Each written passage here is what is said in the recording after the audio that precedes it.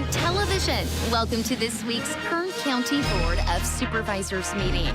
Originating from the County Administrative Center, located at 1115 Truxton Avenue in Bakersfield, California. Grounded in ideas, energy, and innovation, Kern County's vision is to be a driving force for the world's fifth largest economy. And our mission is to exceed expectations of the communities we serve, changing the way they feel about government, those who manage it, and the services it provides. Today's Kern County Board of Supervisors meeting will convene momentarily.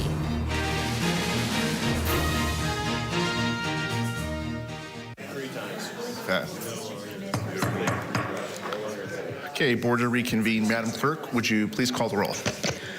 Supervisor Peters. Here. Supervisor Scrivener. Here. Supervisor Flores. Here. Supervisor Couch. Here. Supervisor Perez. Here.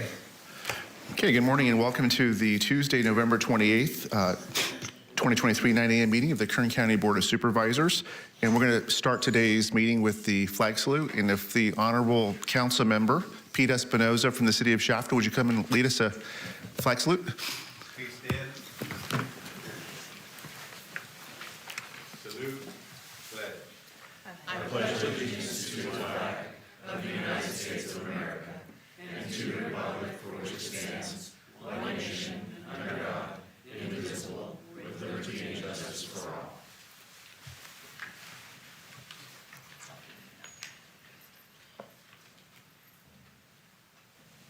Okay, please be seated.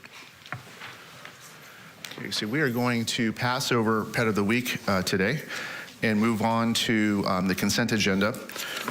All items listed with a CA above the item number are considered to be routine and non-controversial by county staff. Consent items will be considered first and may be approved by one motion. If a member of the audience wishes to comment or ask questions regarding an item on the consent agenda, they may do so prior to a vote being taken. A member of the board may remove any item from the consent agenda, and it will be considered in listed sequence with an opportunity for any member of the public to address the board concerning the item before action is taken. A member of the public may also comment on any closed session item. At this time, I'm going to read the consent agenda items. So on page 2, items 1 through 9. On page 3, items 12 through 14 and items 16 and 17. On page 4, items 18 through 22 and 24 and 25. On page 5, items 26 through 33. On page 6, items 34 through 40. On page 7, items 41 through 47. And that concludes the reading of the consent agenda. Is there any member of the public that has any questions or comments on the consent agenda? Now is the time to address the board. Okay, seeing none, I'll bring it back to our board for action. Motion to approve the consent agenda. Okay, motion and second. Please cast your vote.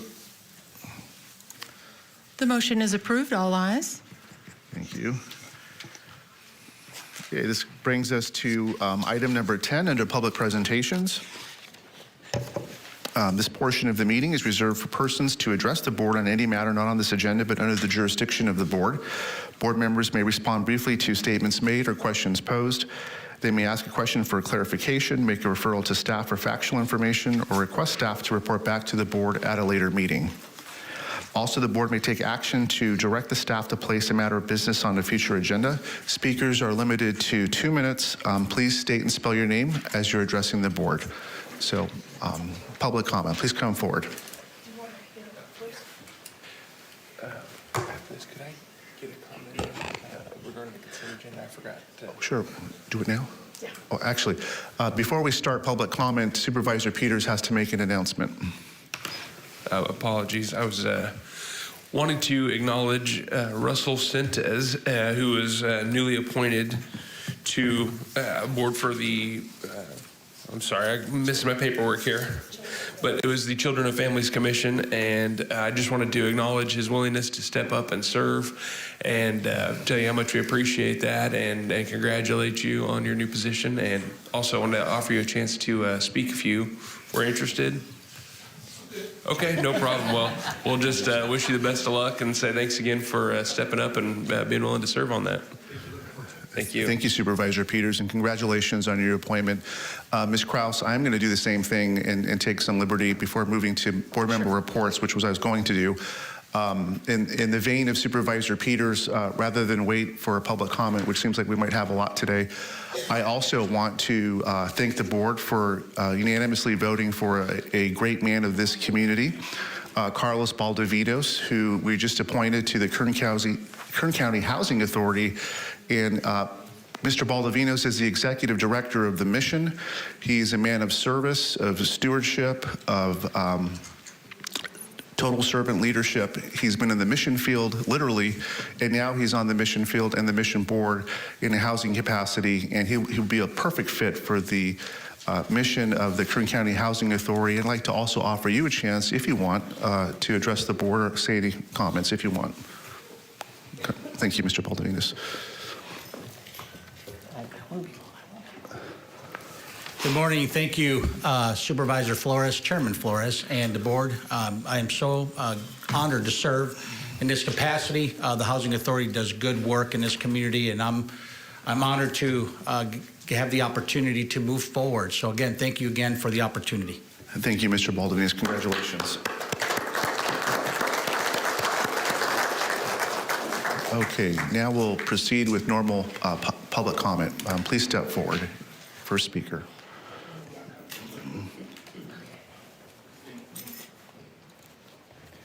Okay, Terry Kahn, T-E-R-I-K-A-H-N. Good morning.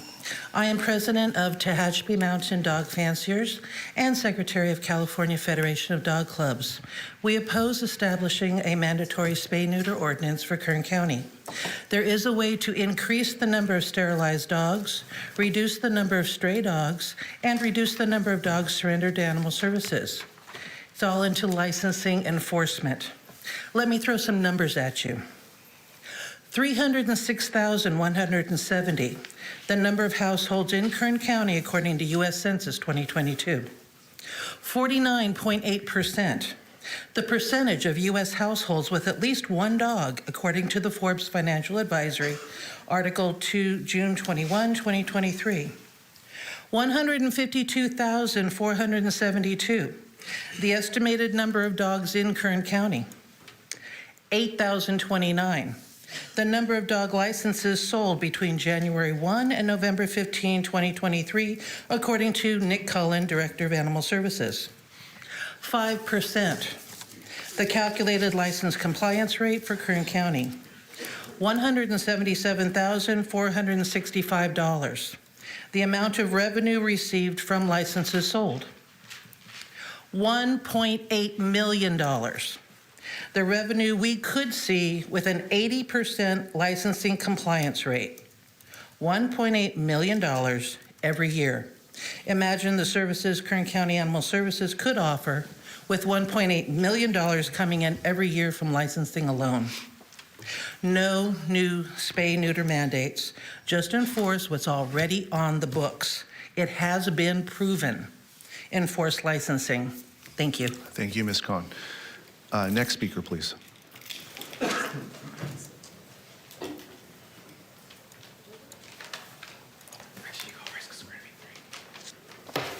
Good morning, board. My name is Charles Shin, S-H-I-N-N. I'm here to get Ralph Robles, who can't make it here today, a reply that was promised him the last time we were here speaking.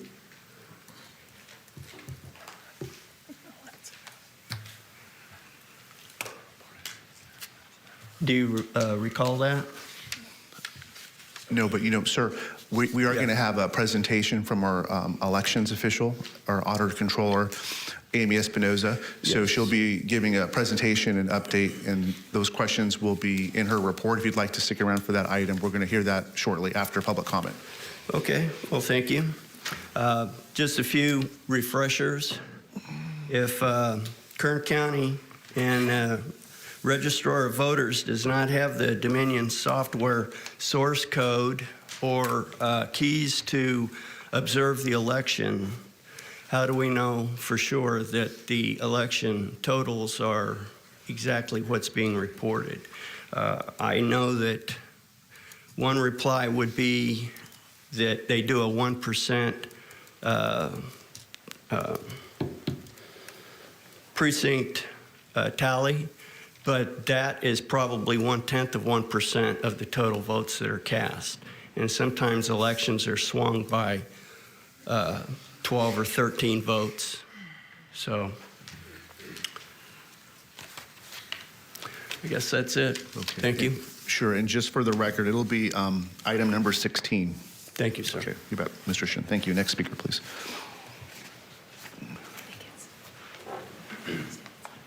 Oh, item 15. Okay. Guys ready? Hi, my name is Brian Leyva, and I'm an IHSS provider from I'm sorry, Tehachapi. can you repeat your name? I didn't catch it. Sure. Brian Leyva, Bryanleyva. Thank you. Of course. I'm an IHSS provider from the city of Tehachapi. I've been a caregiver for over 2 years now, and I used to take care of my grandmother, but now I take care of a friend of mine named Gary. It's been 7 years since we've last seen a wage increase. You say that the minimum wage increase statewide is a wage increase for us here in Kern County, but in reality, you know that it is simply an adjustment for inflation, and an adjustment you have nothing to do with. You say there is no space in the budget to pay IHSS providers in Kern County better wages, but you literally spent money on lawyers and fees instead of simply just investing in our community. I think that's more than is mismanagement of funds than paying. I think that's more of a mismanagement of funds than paying your IHS workers a dignified wage. You say the county has no money for raises, but I've seen millions of funds come in our economy and county budget after the pandemic. We received ARPA funds and implemented additional tax income. Our county has the surplus in the budget for the last 3 years. You've got a position budget variances, a strong credit, yet you say you have no funds to pay. It makes no sense that you'd prefer to insult us at every turn you get at the bargaining table. It makes no sense because the people that end up losing are not just IHS providers, but the clients who need our care and support. Stop playing games with our lives and start doing your jobs. Thank you. And I'd like to add, Zach, you're up for re-election next year. We'll see about that. Thank you, Mr. Leyva. Next speaker, please. No clapping. No applause. No applause. Oh, yeah. Please refrain from applause, please. Thank you. Next speaker. My name is Glenn Clayton. That's Glenn Clayton. Board, thank you so much for your time. This morning, I want to talk briefly on our national cellular network that our current election department uses. As you know, the federal government system developed by AT&T system connects all the election offices here and directly to the state capital elections. And I'm told that the system is indirectly attached to the internet, which makes it susceptible to outsiders. By way of history, our Secretary of State, Deborah Bowen, conducted a top-to-bottom review back in 2007, many of the voting systems certified for California. This review, led by computer scientists of the University of California, was designed to restore the public's confidence in the integrity of the electoral process to ensure the California voters cast their ballots on machines that were secure, that were accurate and reliable. So Secretary Bowen strengthened the security, the requirements. She strengthened the conditions for certain systems. But she gave reasons for requiring 4 items from the voting system companies in California. Number 1, keys to opening up the voting equipment panel to determine if the machines have the connections to be connected to the internet. Number 2, passwords, security codes to allow access to the voting system. System software source codes so that the election employees can view while the votes are being counted.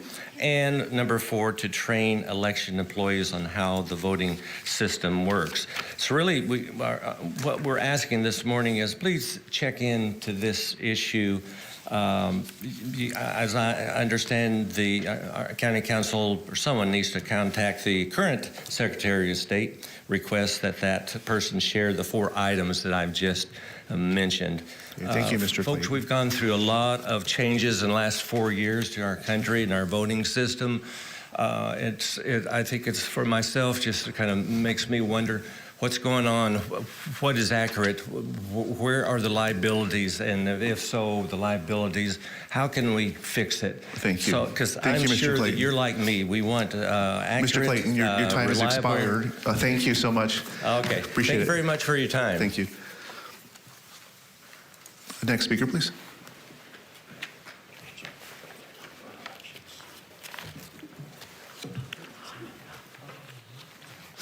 Good morning. My name is Precious Henley, and I help people in the most intimate spaces in the privacy of their own homes. I'm a care provider or caregiver, and I work for in-home supportive services.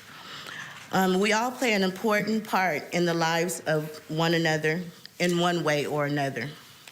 California has the most adults next to Florida. We have the most adults over 65 next to Florida.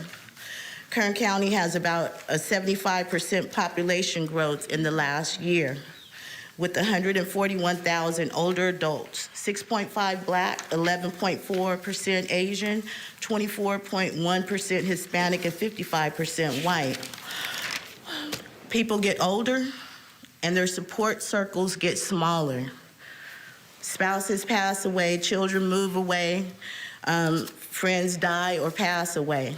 Some never have children at all, and some children have very busy lives. Distance and time, family and friends. The many seniors who are alone or with small circles, they look forward and appreciate living in their own homes. However, they are in need of assistance and support by the caregiver. In the state of California, right here in Kern County, the heart of compassionate caregiving beats within countless homes. Yet caregivers themselves face significant hurdles in receiving the compensation and the wages that they deserve. Together, let's stand to ensure that the compassion and dedication of caregivers are met with respect and dignity and fair compensation rightfully deserved. In our noble profession, I'd appreciate it if you'd consider a new contract for Kern County caregivers. Thank you, Ms. Henry. Thank you. Okay. Next speaker, please.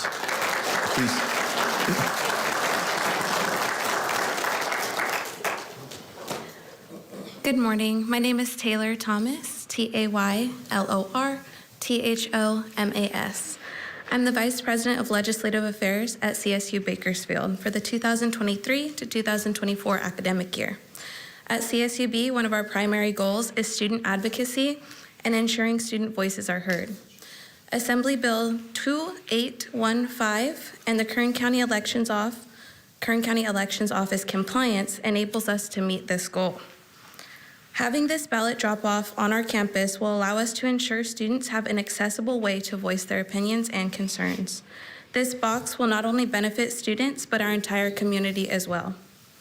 It powers our mission to remain an equitable and inclusive campus for our students that account for a very large and very driven population of Kern County. On behalf of CSUB ASI and our students, we would like to extend our most sincere gratitude to this office for providing us with this election box to our campus. Thank you so much. Thank you, Ms. Thomas. And thanks CSU Bakersfield. Next speaker, please.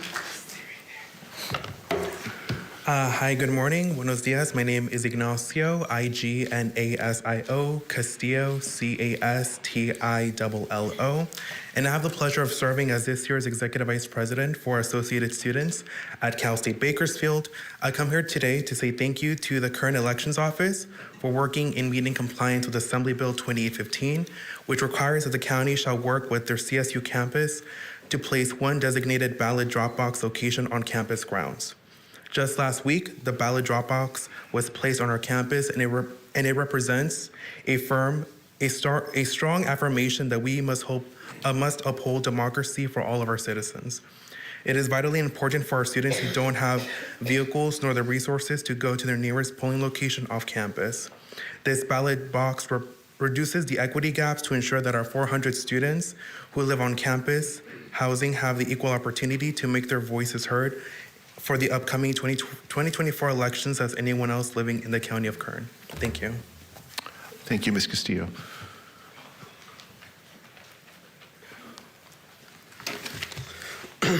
Hi there, good morning. My name is Alejandro Martinez. I am also a student at CACB, and I've had the pleasure of serving as Director of Community Outreach for Associated Students Incorporated for this past year.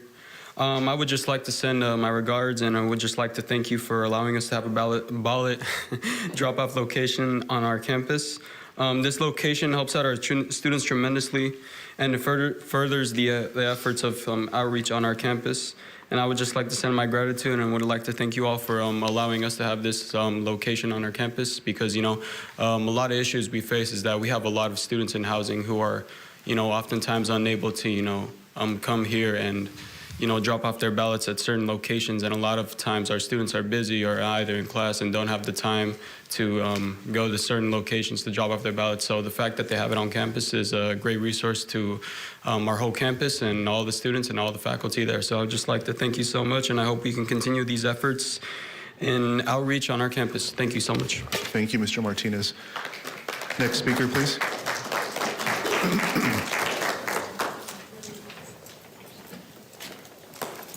Hi, good morning, Your Honor. My name is Idayana Cornelius. I'm ISSS provider from I'm sorry. Can you spell your name for me, please? Idayana, and my last name is Kornelias. Thank you. I'm an ISSS provider living in California City, caring of my two sons with that special need, with autism and my mental retardation. So I have to be 24 hours waiting for them in the school. Sometimes the school calling because they are not able to attend the school. So, but they are so lucky because I'm able to provide care for them, especially my city is very far away from everywhere, no hospital, no doctors. So, and no service for them like ABA or anything that they have to be needed as far as the special that they have. And also nearly 1,000 seniors living over there with disability that they have no provider that they're willing to stay over there because the wages that we got is not enough to living. Also, your people staff always turn our bargaining wages that we offer. We want to settle with you guys. We are a necessity worker that taking care of our client, especially more and more kids with a special need that the parents cannot able to work 100%. Because the living cost is so high, and most of them give up the children because they cannot afford to taking care of their need. Also, the hours that we taking care of our kids, our loved ones, special need people, elderly people with seniority, we need hospital transportation to transfer them to the hospital visit, doctor visit, any need that they have.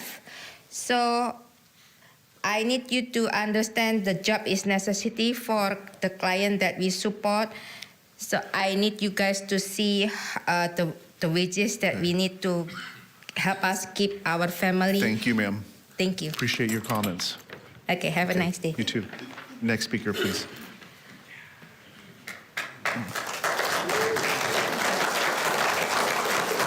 Good morning, District Supervisors. My name is Julie Rocha, Julie. Rocha is Rocha. And I'm an IHSS provider and a proud union member, UDW member. And I've been a caregiver for a little over 4 years now.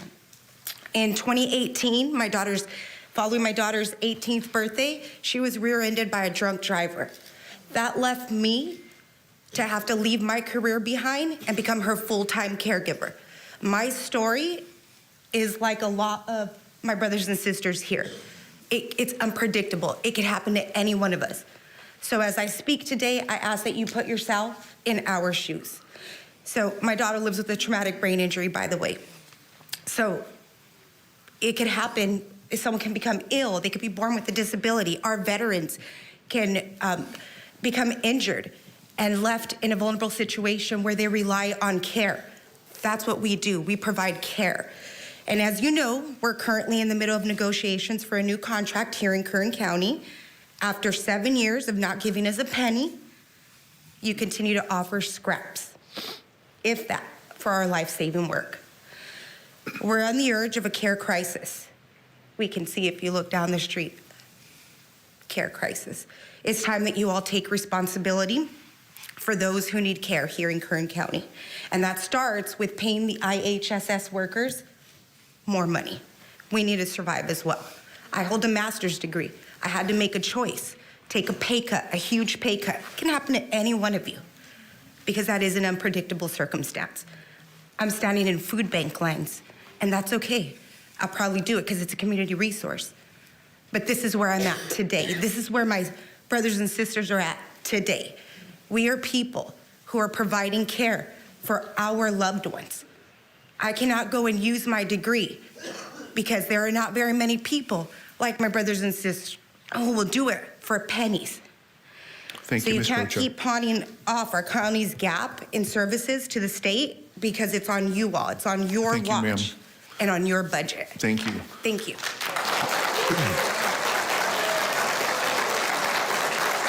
Okay, next speaker, please. Please come forward, if any.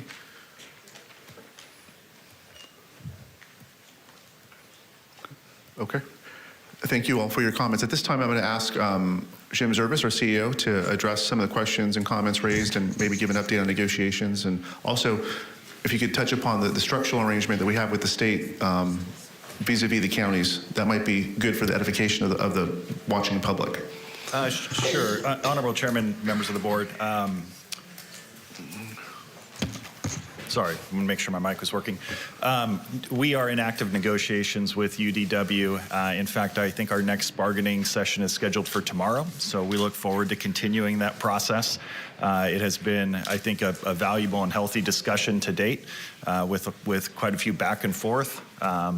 And that is how the process is supposed to work. So we look forward to meeting and conferring with them, like I said, tomorrow, as we continue that discussion and work towards hopefully an ultimate resolution that fits both their needs as well as it works within the county's budget as well. And we'll be talking more with your board and with them tomorrow about that. IHSS workers, you asked a little bit about the structure. It's a unique structure with IHSS workers. They're technically employees of the state of California and not of Kern County, but the county is charged with bargaining on behalf of the state, and we pick up a local cost share for those wages that are negotiated, even though they're not technically county employees. So it's a very unique scenario that the state really has created this structure on how to provide this needed service to residents within our community. It's developed over many years, and it continues to develop through legislation in Sacramento as there's every year it looks like different efforts to kind of change how those services delivered or paid for it, and even salaries are negotiated for, and the state is continuing to study that even in this next year. So we look forward to continuing to working, and we certainly value the services that IHSS workers provide to those in need within our community. It's a valuable resource. There's a lot of them, which just shows the level of need throughout our community. And so we look forward to continuing that process. Thank you, Mr. Zervis. Thank you so much. Supervisor Perez. Thank you, Jeff. I'm so sorry that so many of our UDW workers have left, but I would like to take a moment this morning to honor our United Domestic Workers for National Caregivers Month, which is usually celebrated in November. United Domestic Workers are better known to most of us as UDW. They represent over 150,000 workers statewide, 150,000 households. These vital employees provide home care to low-income seniors, people with disabilities, through California's In-Home Supportive Services IHSS program.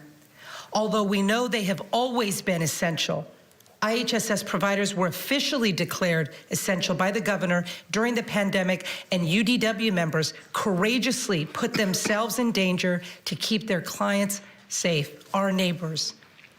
UDW providers are invisible heroes who work tirelessly every day to address the care crisis in California and make home and child care accessible and affordable.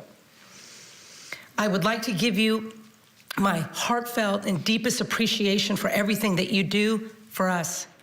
You are doing God's work, and I cannot thank you enough for your service to this community. Thank you. Thank you, Supervisor Perez. Thank you.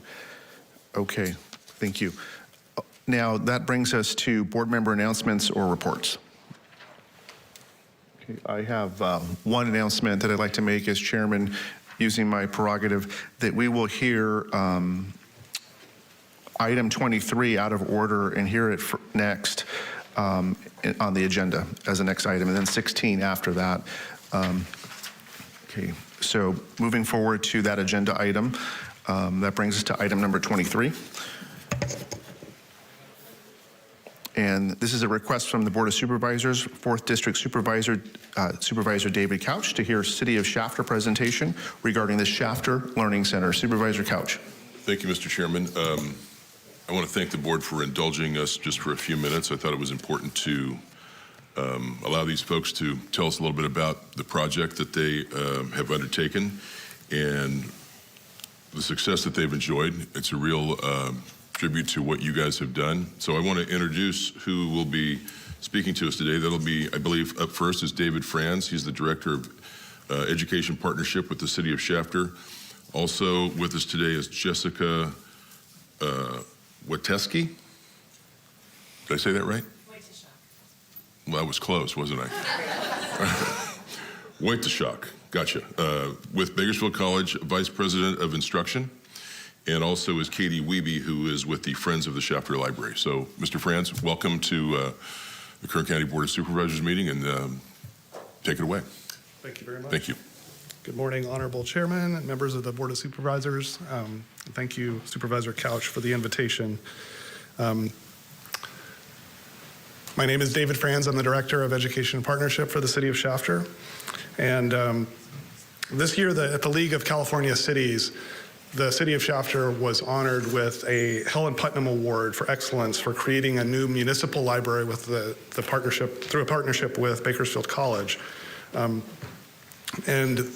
this video that I'd like to share was shown to introduce the presentation of that award. It does a good job of presenting the project.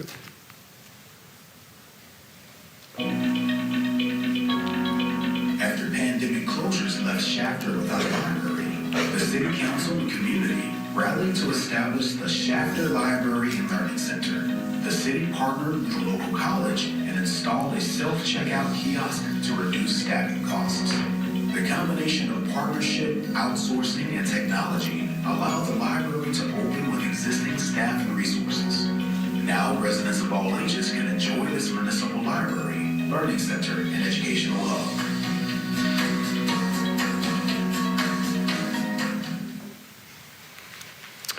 All right, so the Shafter Library and Learning Center would not exist at all without the belief and really the insistence on the part of the City Council that Shafter have an outstanding library and a library that was centered around serving kids and families. Everything else really follows from that decision that they made in their leadership. And we have a bit of a different model. So council charged staff with coming up with a working model for making that happen. And let me just share a little bit about how it's structured. So the first thing to know is that the city had already had a learning center in place for about 10 years prior to taking over operations of the library. So that meant that the city was already providing for maintenance and repairs at the building, janitorial, landscaping, and so on. and also had existing staff in the building and relationships with the community that were already in place.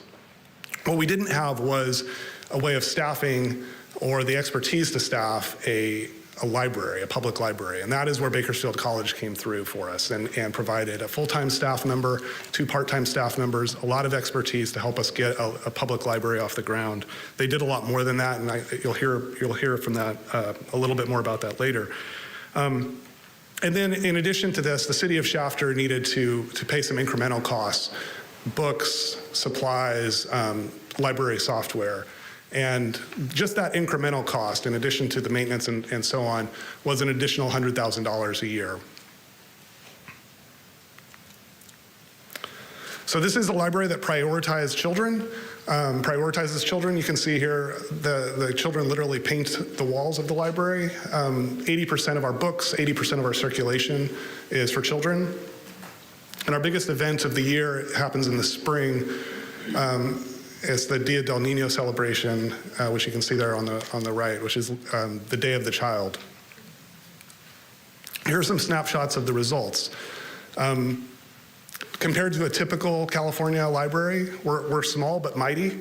So per square foot, we have about 3 times the foot traffic of a typical library, and about 5 times the attendance at programs. So this is a very busy place, and it is, perhaps most importantly, the Shafter Library is a source of community pride, and because it truly belongs to the community. There's a picture of the interior of the library, and with that, I will hand it over to Jessica Watiziak from BC. Good morning, everyone. Thank you, David. Are you glad you got my last name in advance? So I'm delighted to stand before you today to just share a few words about our remarkable partnership that has not only enriched the fabric of our educational community, but has also woven a stronger tie between Bakersfield College and the community of Shafter.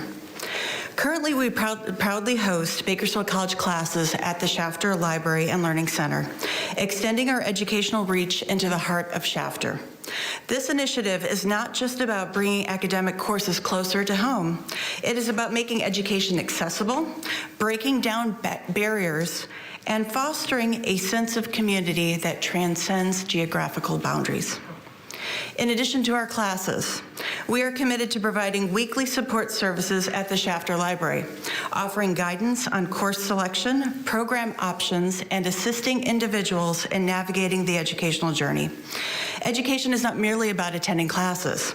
It is about creating a supportive ecosystem that nurtures personal and academic growth. I'm especially thrilled to highlight the Express Enrollment events hosted by the Shafter Library Learning Center. These events serve as a welcoming invitation to the Shafter community to take part in seamless enrollment and build connections that extend far beyond the classroom and provide the first step to a new future. It's also crucial to recognize the profound impact of libraries in rural communities. They are more than just repositories of books. They are community watering holes, centers of intellectual nourishment, and catalysts for positive change. And I'm proud to recognize the presence of our library department here today. Together, Bakersfield College and the Shafter Library are creating a legacy of education, empowerment, and community building that will resonate for generations to come. And I need to conclude by thanking our Shafter renegades. Their active participation in education and learning is why we do what we do at Bakersfield College, and I'm so thrilled to see the positive impact this relationship is making. Thank you. I'd like to hand this off to Katie Wiebe.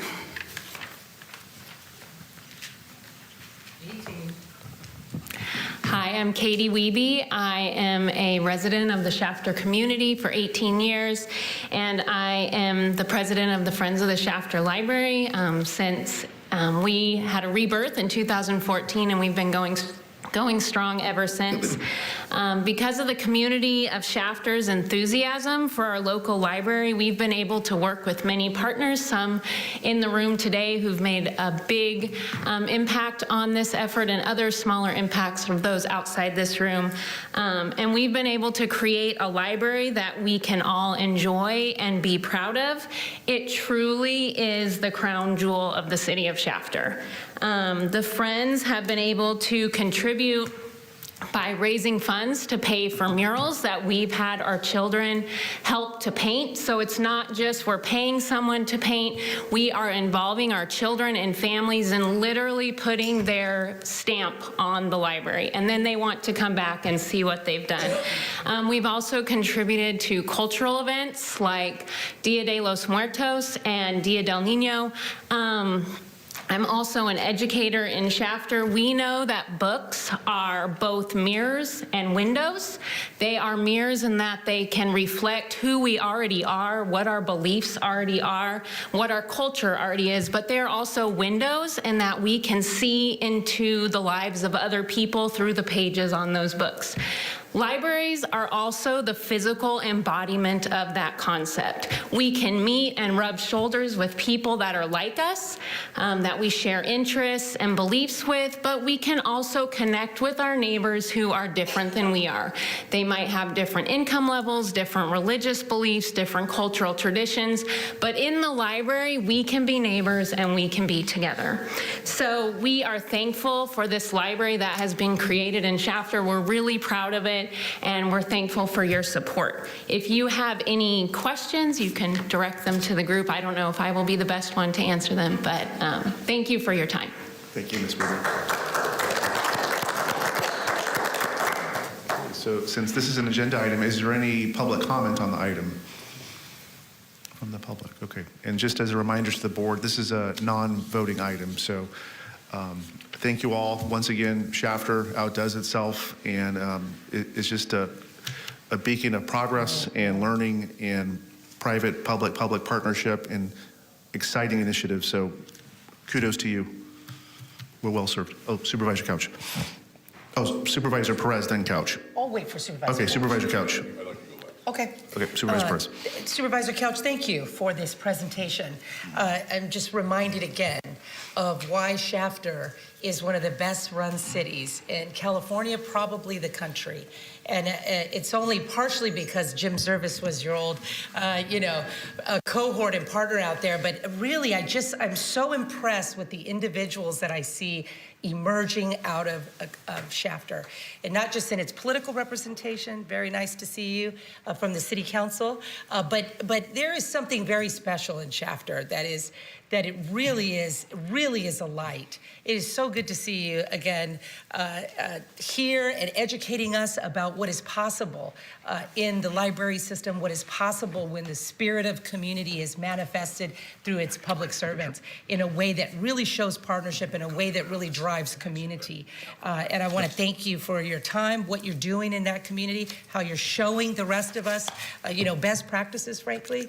And, it's just really, really nice to hear from you. Thank you for what you're doing. Thank you for leading the way and for really being a manifestation of the absolute best of us in Kern County. So, God bless your work. And, anything this board can do, I know we will be behind you, supportive, and really appreciate the presentation today. Thank you. Thank you. Supervisor Couch. Thank you, Mr. Chairman. Thank you all for making that presentation and coming down to our building today. I know it's a bit of a trek for you.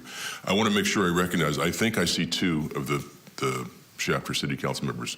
Kathy, is that you? Kathy Prout, council member from Shafter, and Pete Espinoza, council member from Shafter, are here in support today. Thank you for coming. Thank you to the presenters. I know it wasn't easy to get here, and I know that there were stumbling blocks, and I apologize for those on behalf of the county. But what you guys have done is amazing, and it's really a community effort. The city and the Friends and BC, obviously. I want to read something into the record before we finish here. Romeo Agbalog was invited. and wanted to be here today, but he was unable to be here. And he gave me a statement he wanted me to read, or one of us to read. But you all have shown the way for, in my opinion, and people may disagree with this, but other people have noticed what is happening in Shafter with that library around the county. And there are other conversations being had. Shafter is in a unique position because of their financial position to be able to donate or contribute funds towards a library. A lot of cities in the county are not. But many school districts are. And there are conversations being had. Part of the method to this madness was to have you all come down and share with us to remind us what you all have done when we cooperated, when we sort of said, go ahead and do what you would like to do, and look what it has become. Look at the success you've had. So when these other ideas come forward, I'm hopeful that we'll be open-minded about how to best utilize our libraries for the benefit of our communities, educationally and culturally. So again, thank you all for being here.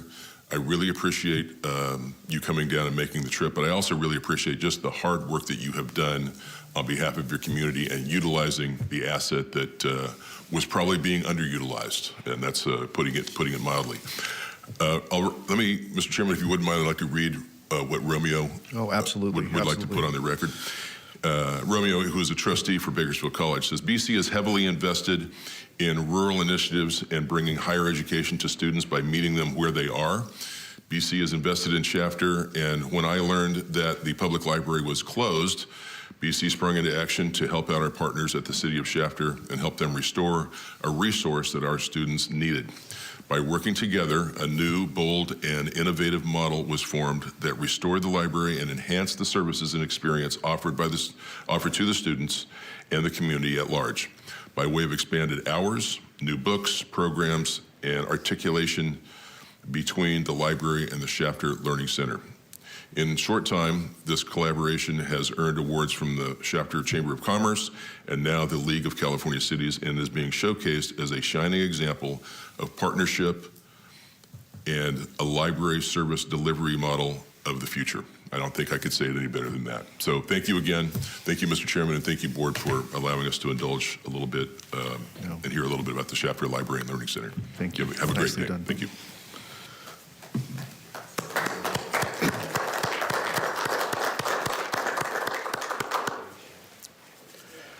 Okay, thank you.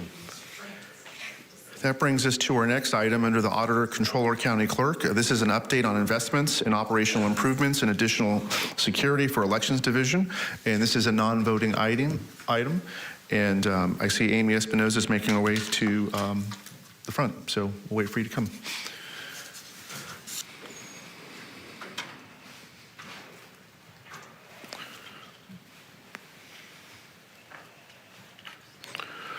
Welcome, Ms. Espinoza. Glad to have you here. The floor is all yours. Thank you, Chairman. I thought the packed house was for my presentation this morning. Is her mic? I think her mic is on. Good morning, Chairman and members of the board. As we know, increasing transparency in the elections process plays a vital role in increasing voter confidence here in Kern County. The purpose of today's presentation is to contribute to this transparency by providing an update on the investments your board graciously approved at the request of my office and the recommendation of the County Administrative Office. Jim Service, our County Administrative Officer, will begin by providing your board and the taxpayers of Kern County an overview of the total investment you approved on August 29th, 2023. Thank you, Ms. Espinoza. Good morning, Mr. Chairman and members of the board.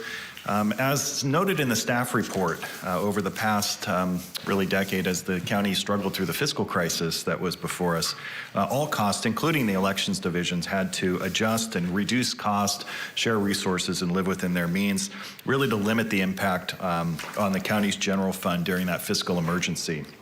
Fortunately, that time is behind us now, and during fiscal year 23-24, during that budget process, our respective offices, Ms. Espinosa's office and mine, collaborated and conducted reviews of unmet needs of the Elections Division. Ms. Espinosa's priorities and the available resources of the county in order to provide additional resources to enhance the operations and improve security for our elections process. The goal here was to optimize the use of our resources for maximum impact. And I think you'll see today that we're well on our way to completing many of the investments included in the budget. Your board has continually supported Ms. Espinosa's recommendations and prioritized these improvements, showing your board's firm commitment to a secure, timely, transparent, and accountable elections process in Kern County. In total, you authorized just over $2.7 million in additional general fund contributions to the Elections Division this year for additional staffing, equipment, service improvements, and security enhancements. I'm going to turn it back over to Ms. Espinosa to give you a more detailed analysis of what's included in those categories and a status update on where we're at with each one of them. Ms. Espinosa? Thank you, Mr. Service.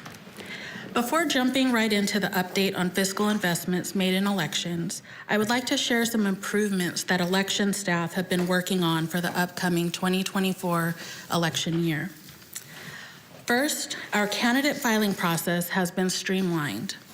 Some of you may remember the days of going to the elections window and waiting while an election employee filled out each filing form for you. This was a lengthy and inefficient process. While we have not done this in the past several elections, we have still required each form to be filled out by the candidate by hand. As we looked at ways to improve the process, an IT solution was discovered that would allow candidates to input their own information upon check-in. Then that information would be used to populate all the necessary forms. This solution has decreased the amount of time candidates need to be at the elections counter and increased the efficiency and accuracy of the forms filed and improved the overall experience of candidates while filing for the March 2024 election. Next, our vote by mail process has been significantly improved. While the second sorter, which I will cover later in my presentation, will contribute to the timeliness of processing vote by mail envelopes, election staff have made other improvements and found areas to increase efficiency. By researching best practices, talking to vendors, and collaborating with other California counties, the vote by mail process has gone from 9 steps down to 5 steps. One of the steps was a third pass of every vote by mail envelope through the sorter, which, depending on the size of the batch, could take up to 8 hours to process. The other 3 steps took a significant amount of time as well and included a second check of all the ballots, batching ballots into groups of 200, then a second check of those batch groups. Removing these steps will not in any way affect our reconciliations throughout this process. It will only improve efficiency and timeliness of vote by mail processing. We've also been working on revamping our website, kernvote.com. This project has been in the works for a few months now, and we have an estimated go-live date of December 20th, 2023. This revamp was long overdue, and I am excited that we will have a much more user-friendly website for voters to access information as we enter the 2024 presidential election year. Once up and running, and as time permits, we will be looking at additional information we can provide on our website to increase accessibility of public information to Kern County voters, candidates, and campaigns. Another significant area of improvement is in poll worker training. We are refining our training materials and classes to be more easily absorbed by our poll workers. There's a lot of information provided during training, but breaking it down into more manageable portions, poll workers will be able to walk into their poll site on election day and feel more confident about their role in the overall process. One item I failed to include on this slide is the new per diem election process aide position that your board approved earlier this month. I've been working with County Human Resources for a couple of months now to improve the way we recruit and hire the temporary staff necessary to conduct an election. The position is open for recruitment on the county's Human Resources website, and there will be a dedicated recruitment event here at the County Administrative Building where anyone interested can apply and be interviewed the same day. Both the Department of Human Services and Employers Training Resource are also helping us promote this opportunity. This position, along with the pre-screening that will occur, will provide the Elections Division a list of experienced, skilled candidates to pull from as needed during the election process. These are just a few of the many improvements made that did not require any additional cost to Kern County taxpayers. Now let's transition into the investments that your board funded in the fiscal year 2023-24 adopted budget. I will begin with investments made on equipment. On July 18th, 2023, your board approved the sole source purchase of a second Vantage high-speed sorter in the amount of $528,843 for vote by mail processing.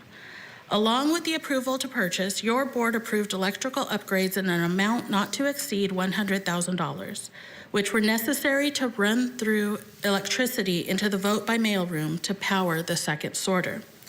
The sorter has been purchased and was delivered to the elections office earlier this month on November 3rd.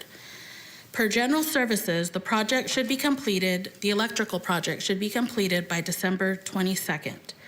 I will work with Blue Crest, the sorter vendor, to coordinate installation once the electrical project is completed, and I anticipate the sorter being installed and tested no later than mid-January 2024. We've also ordered new desktop and laptop computers for the entire division, including our vote by mail room, signature checking stations, and phone bank stations. The total cost estimate for 49 desktop computers and 12 laptops is $100,000. While replacing computers may not seem like a big deal, a recent hardware review by County IT revealed that we were still using computers dated back to 2007. Using the older computers did not in any way compromise accuracy, but it definitely did not help efficiency. These new computers will contribute to the overall efficiency of the elections office. As I mentioned before, we are improving our poll worker experience, and as a part of that, we are installing an audio-visual system in the elections warehouse where most of our poll worker training occurs.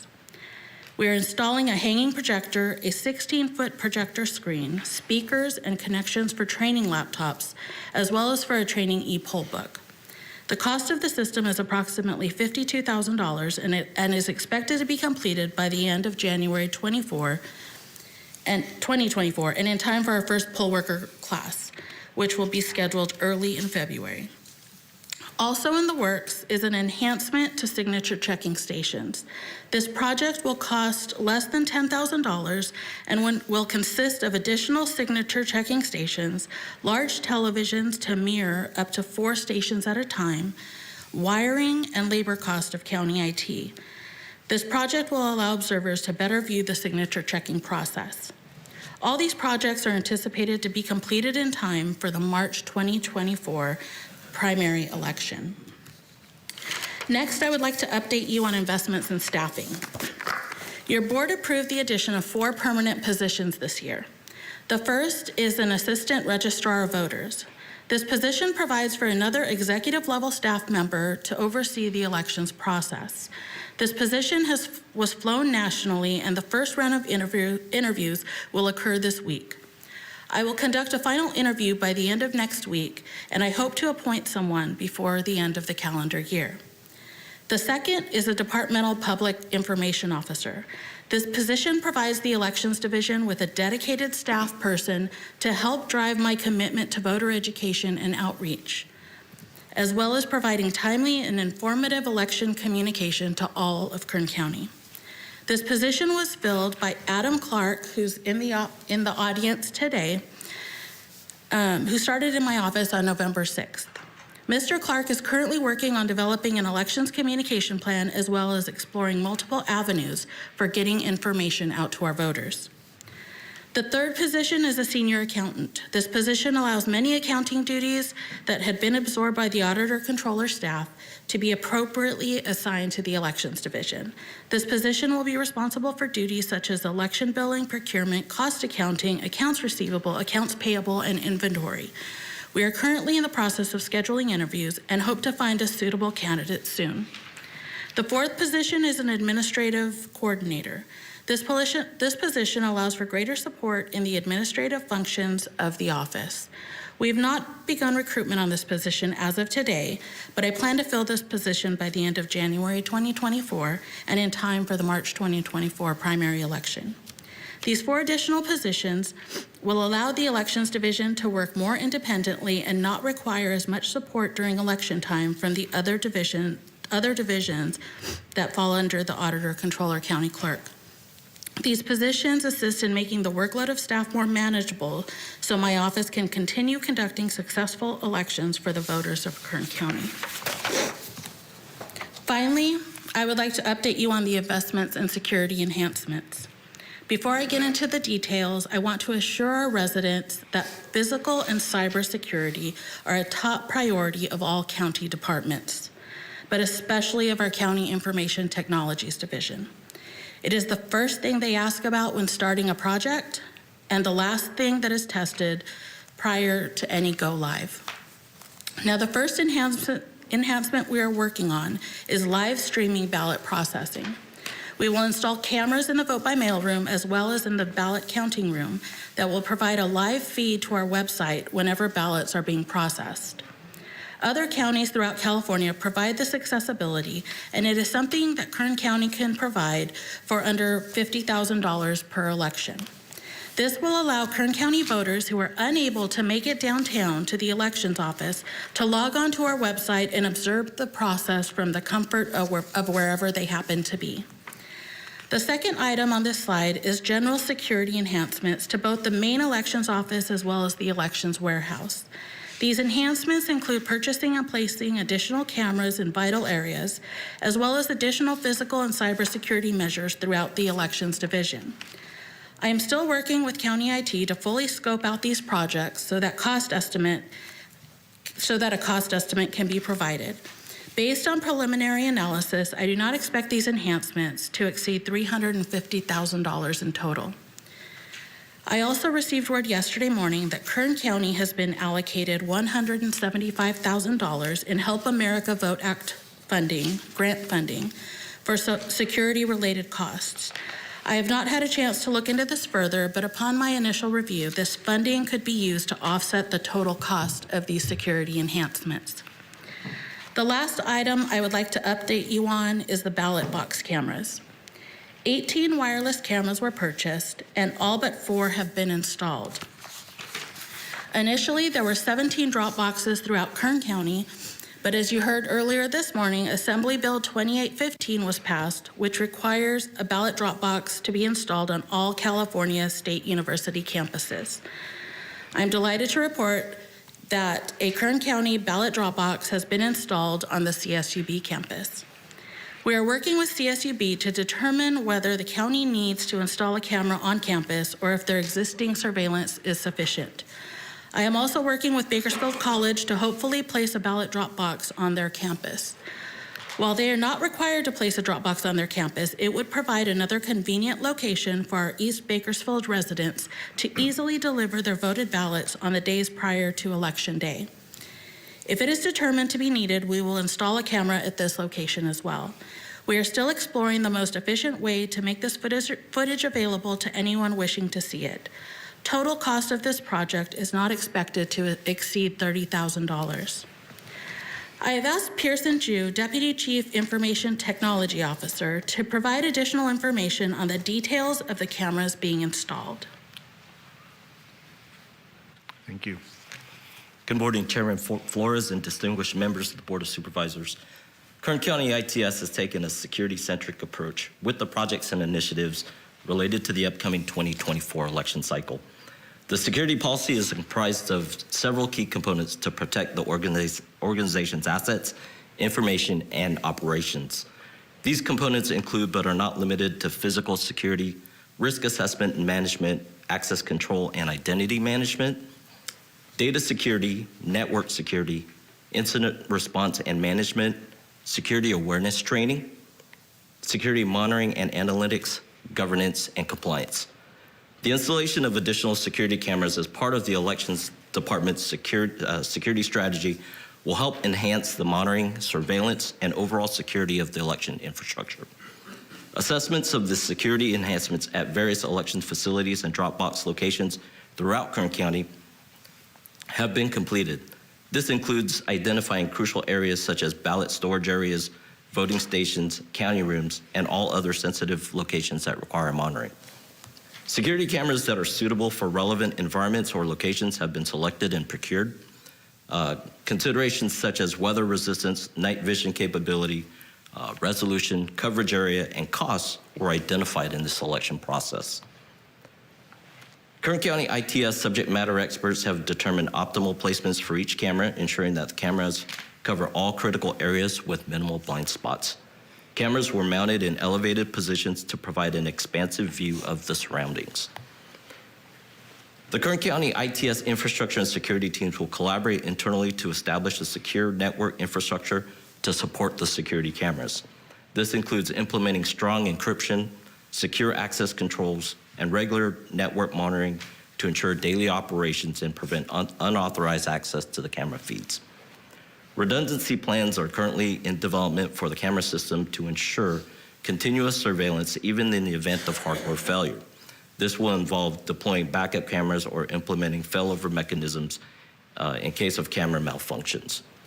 The security cameras allow real-time monitoring of camera feeds and have the capability to record and store video footage for future analysis if needed. Robust access controls and authentication methods will be implemented to ensure that only authorized personnel can access the camera feeds and the monitoring system. This will involve strong password policies and regular access audits. Secure protocols for transmitting camera feeds over the network will be configured by Kern County ITS. This includes using encrypted transmission protocols such as HTTPS or VPN to prevent eavesdropping or tampering of the video streams. Training to relevant staff members on how to use, configure, secure, and manage the security cameras effectively will be completed. This will include training on accessing camera feeds, responding to security events, and following established protocols. Regular security audits to assess the effectiveness of the security camera systems will be completed. This will include evaluating the camera placement, network security, access controls, and overall system performance. With the additional ballot box cameras deployed and by continuing to execute and continually improve the aforementioned security plan, Kern County Elections can effectively expand the use of security cameras as part of their elections IT security strategy, helping to enhance the overall security, integrity, and transparency of the election process. Thank you. Thank you, Mr. Ju. Thank you, Pearson. In closing, I must say that the items I have updated your board on today would not be on schedule to be completed if I had to work on them all alone. In fact, very few of them would ever come to fruition. I am grateful for the tremendous support from your board, the County Administrative Office, Human Resources, General Services, KGov, and Information Technology Services in helping better serve our community. Lastly, I want to say thank you to my hardworking and dedicated staff in the Kern County Elections Office, without whom our voices would not be heard. This concludes my presentation, and I'm open to any questions your board may have. Thank you, Ms. Espinoza. Supervisor Scribner. Thank you, Mr. Chairman. First of all, Ms. Espinoza, I want to thank you for your leadership and your dedication to making these improvements. I think you've listened to the public and listened to this board, and that's, I think, the most important thing we can do as elected officials, and then turn and implement appropriately when we receive input from the public. I also want to thank Mr. Zervis and the CAO's office for working with the Auditor Controller, Registrar of Voters to identify and address areas of need to improve the elections operations, and for bringing these needs that you've identified to the board in the form of recommendations for us to make financial commitments. I'm very encouraged by the efforts to improve the transparency, efficiency, and service to the public, and I'm hopeful that these investments will enhance the confidence and trust in the elections office. Thank you so much. Thank you, Supervisor Scribner. Not seeing any more members punch in at this time. This is a non-voting item. However, we are having public comment on it. If anyone would like to come forward and speak on this item, now's the time to do so.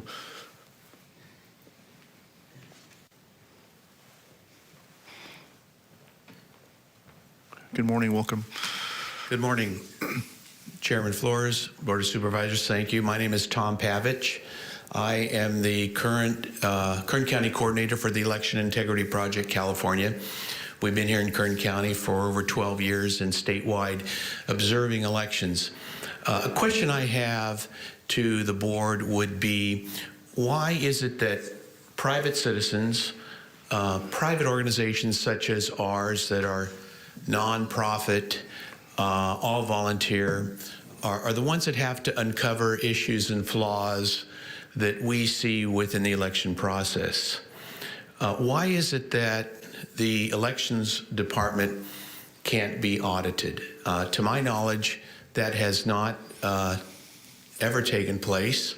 I know we do a 1% audit of the ballots that are cast, but what about something that's very controversial, such as signature verification? We've talked about that a lot. Why couldn't the county hire an independent third party to come in with handwriting experts and take a look at the signatures that have been approved, take a look at the signatures that have been disapproved, and see whether the employees that are doing this work are doing it accurately? I know that the elections department will tell us that everything is fine and that there is an extensive training program. I have personally witnessed an example of an employee, actually it was a temp, that was trained a total of 7 minutes. And of that 7-minute period, the signature verification portion of the training was about 1 minute. So we know that there are weaknesses. I'm reminded of the quote that President Reagan left us with, trust but verify. Why can't we do that? Another area that we might want to look at would be the voter rolls. Why is it that it's up to private groups and citizens that have to locate voters that are deceased that have voted in the past election? Why can't the elections department do that? Why can't we audit that? How about a door-to-door canvass in the county, take a 4-block area, knock on doors, and see if the people that are on record that voted actually live there, or if there are others. And to my knowledge, that has not ever been done. Why is it up to the private citizens to do this? We ought to consider that. And with that, I will close. Thank you for your time. Thank you, Mr. Pavich. Okay, next speaker, if any.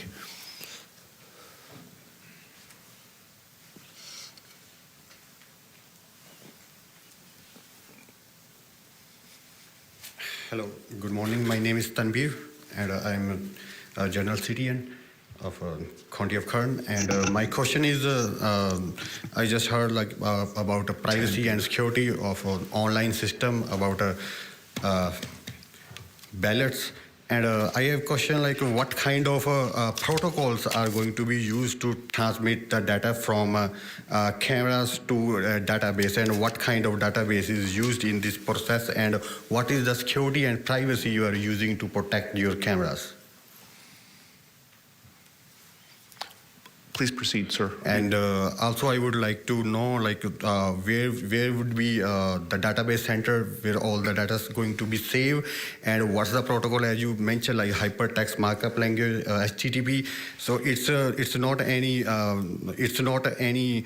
secured protocol to determine this is a privacy security. This is just an online access to online access for any URL. I'm asking what will be the proper privacy and security to protect the data and to transfer the data from camera to database center, what that process will be. This is my question. Thank you. Thank you, Tanbir. Next speaker, please.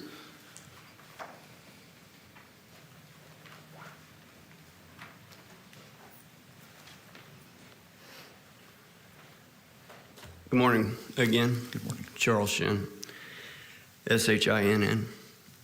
I have a question regarding the cameras that are going to be installed to observe the ballot box locations. I would like to know if the camera locations are going to be set as such that you can see the individuals that are placing ballots and potentially view how many ballots are going into the ballot drop box locations. If anyone has seen 2,000 Mules, you've seen a lot of ballot stuffing, and I realize here in California that people can garner ballots legally, but being paid for, putting 50-plus ballots in a drop box location, I think is highly suspect, and I want to be able to ensure that we can identify individuals if they are on a camera, that we can actually identify them. Also, with regard to the software source code, I don't know if everyone is aware, but the software source code is actually put into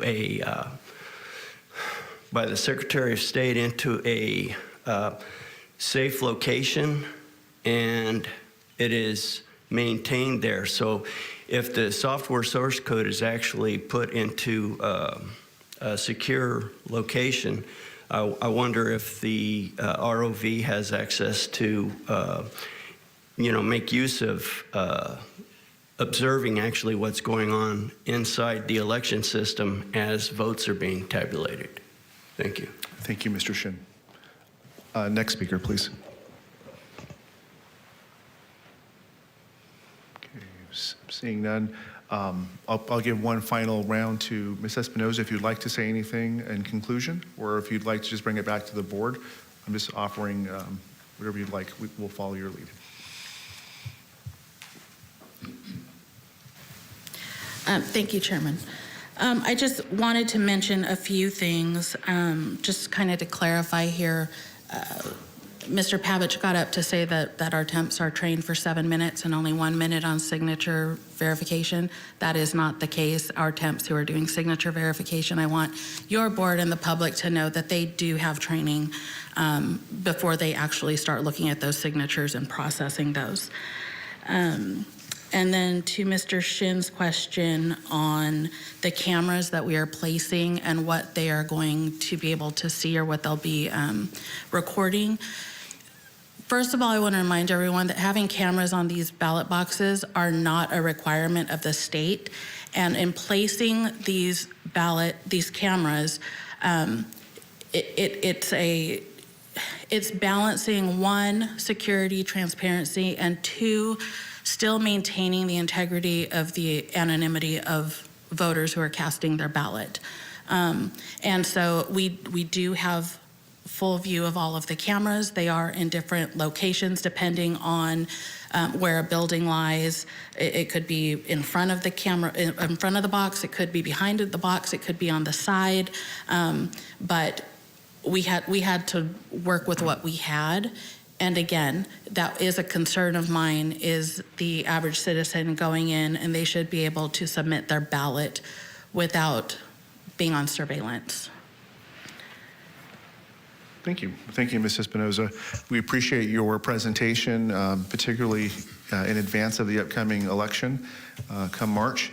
And very proud of the county's unprecedented investment of $2.7 million, the organizational process improvement for efficiency, effectiveness, security, staff training, knowledge. I personally have been down there to file paperwork for state FPPC and others. You're the clearinghouse, and I have noticed new staff, very professional, knowledgeable, and courteous, and I'm looking forward to seeing all of these technologies and new equipment and new spend and new staffing better serve the public, so thank you.